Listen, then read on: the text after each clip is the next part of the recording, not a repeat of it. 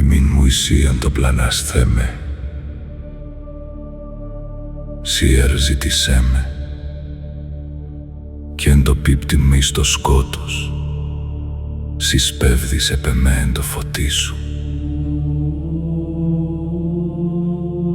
Κύριε ο Θεός, ζηλωτήσεις φόδρα περί του σου, τι σε στην αδυνήσετε κλέψε τόσον κτήμα.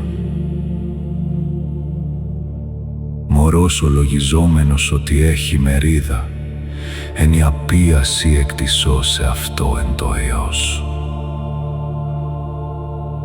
Βασιλεύ μου και ηγεμόν μου, και σωτήρ μου, και ελπίς μου, και Θεός μου, σοι μόνος καθή επί θρόνου άνα μέσον των χερουβίμ.